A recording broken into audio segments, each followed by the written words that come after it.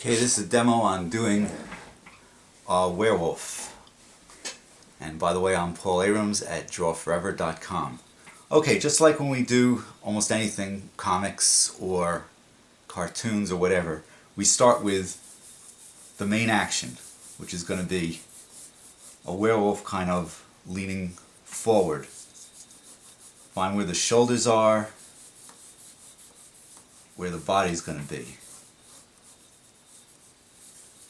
Rib cage, hips, and I'm going to get in the stance first. This would be the leg, and this would be the other leg coming from behind, which continues the action of the figure.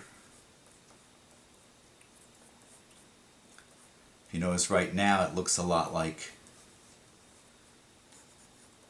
a cartoon. Okay, here's the center line of his body, which also echoes the action.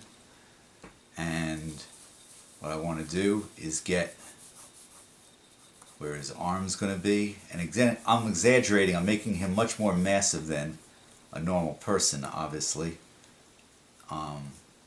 Also thinking he's a werewolf, so you want to have big claws. And yeah, I haven't put the head on yet, but I'll get to it. Here's this arm.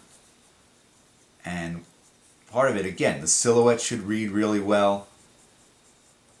I'm just doing this really quickly. For one thing, the battery's running out. But also, okay, here's its head leaning forward. It's going to be a kind of wolf-like head. Geez, because he's a werewolf. Right away I try to indicate the things that would make him look like a wolf.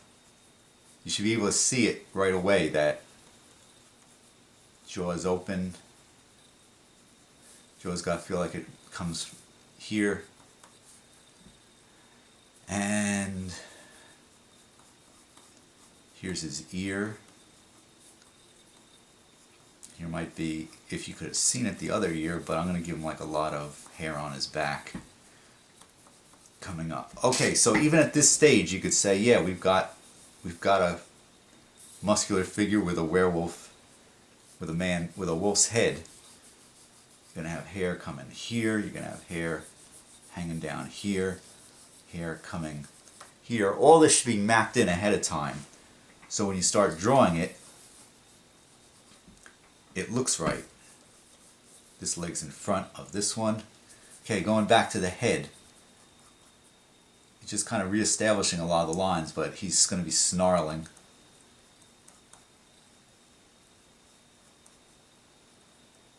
Here's the nose area, but here's the snarl.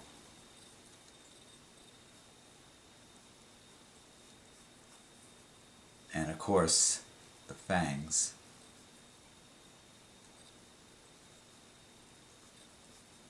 Okay, and then some.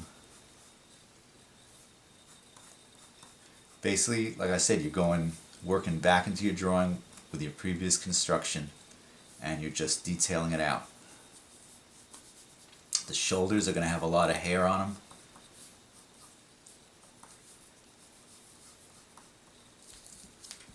And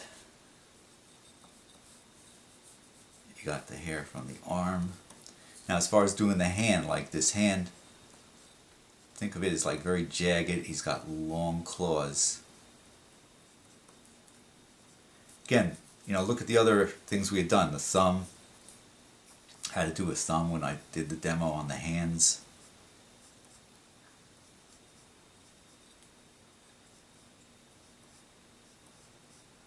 Long claw there. I'll have this one come out here. Main thing is to get the feeling of this guy's dangerous.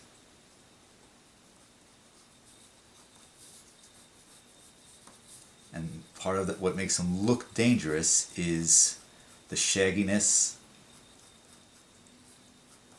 and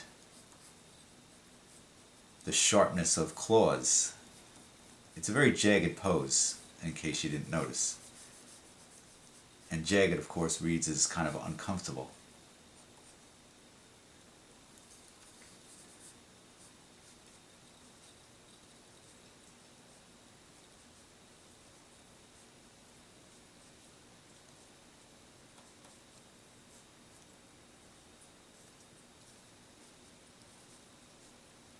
By the way, I had done the demo on the cartoon, and if you notice, this isn't that far away from being a cartoon at this point.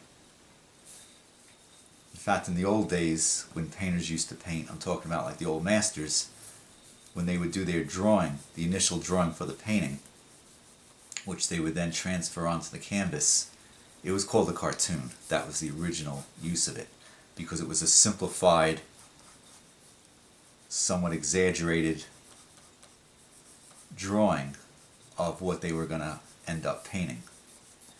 Now I had to give them like wolf feet, and again, this might be a good place to put. So again, you want big claws, climbing on a rock here. You could probably see a little bit of his third toe just to make it look more like an animal. And then you've got the back leg.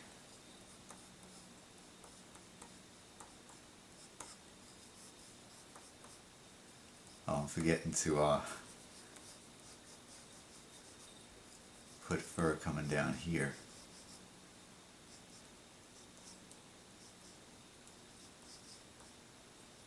Good thing about werewolves and cartoons in general is you can't really go wrong, as far as someone's not going to say, well, a werewolf doesn't quite look like that.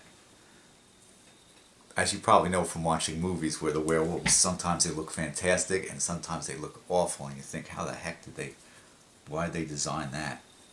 Okay. What makes things look a little more real is when you start putting in the light and shadow.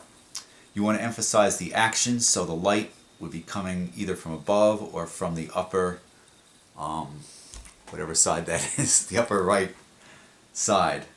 So we're going to start by, this is like the action side. So here's going to be where the shadows are going to fall.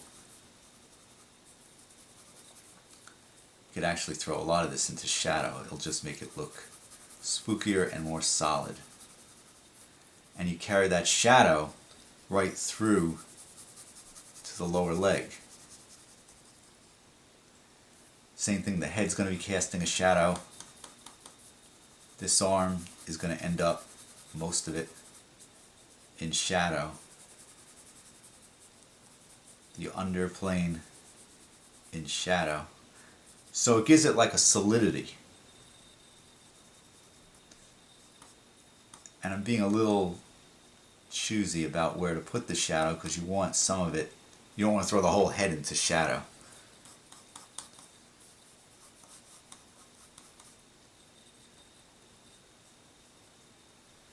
Okay, so, and then this is an underplane on the rock.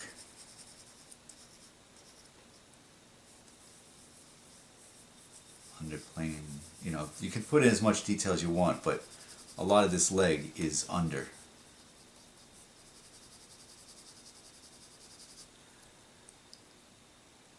Amazing, the battery's still going.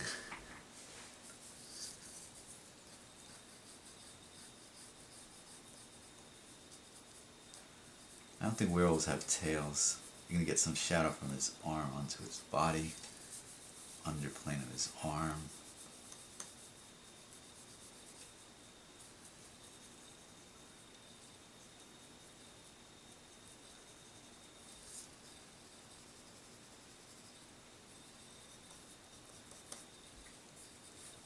So this was rather quick, but this is a demo for YouTube.